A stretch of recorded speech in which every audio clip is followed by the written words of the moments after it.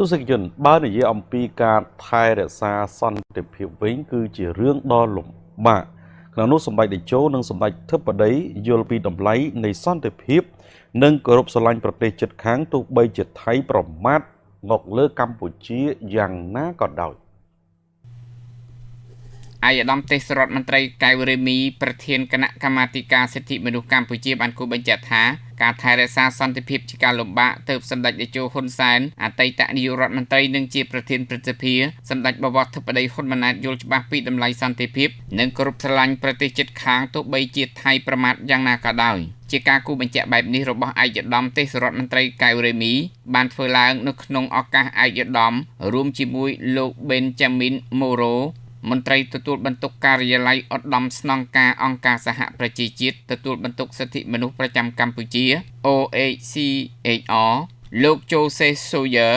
អ្នកសម្របសម្រួលអង្គការសហប្រជាជាតិប្រចាំកម្ពុជាអញ្ជើញរៀបចំអបអរសាទរខួបលើកទី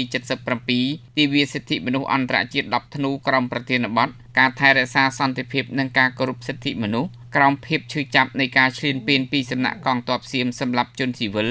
និងពលរដ្ឋរាប់ម៉ឺននាក់ត្រូវបានរត់គេចពីផ្ទះសម្បែងឯកឧត្តមបានបន្ថែមថាការថែរក្សាសន្តិភាពកម្ពុជាជាប្រទេសមួយដែលឆ្លងកាត់និងមានបទពិសោធន៍ក្នុងភ្លើងសង្គ្រាមយូរអង្វែងដែលសម្ដេចតេជោហ៊ុនសែនបានស្គាល់ច្បាស់ហើយលោកមានគុណសម្បត្តិដ៏ធំធេងក្នុងការជួយសង្គ្រោះជីវិតមនុស្សដែលលោកបានឲ្យតម្លៃទៅលើសិទ្ធិរស់រានមានជីវិតឯកឧត្តមទេសរដ្ឋមន្ត្រីបានគូបញ្ជាក់ថាការអត់ធ្មត់របស់សម្ដេចតេជោនិងសម្ដេចធិបតីជាការអត់ធ្មត់ដែលមនុស្សធម្មតាមិនអាចអត់ធ្មត់បានពីព្រោះសម្ដេចតេជោយល់ពីតម្លៃការថែរក្សាសន្តិភាពការអភិវឌ្ឍប្រកបដោយចីរភាពពិសេសគោរពស្រឡាញ់ប្រទេសជិតខាងជាមិត្តហើយសម្ដេចតេជោយល់ច្បាស់ពីតម្លៃនៃសន្តិភាពនិងគោរពស្រឡាញ់ប្រទេសជិតខាងទោះបីជាថៃប្រមាថយ៉ាងណាក៏ដោយជាមួយគ្នានេះដែរឯកឧត្តមទេសរដ្ឋមន្ត្រីបានបញ្ជាក់ថាសម្ដេចតេជោហ៊ុនសែននិងសម្ដេចបវរធិបតីបានឲ្យតម្លៃទៅលើសន្តិភាពយើងទាំងអស់គ្នាដឹងហើយថាក្នុងមួយរយៈនេះនៃចំនួនប្រដាប់អាវុធជាមួយប្រទេសថៃយើងដឹងថាមេដឹកនាំរបស់យើងមានកិត្តិយស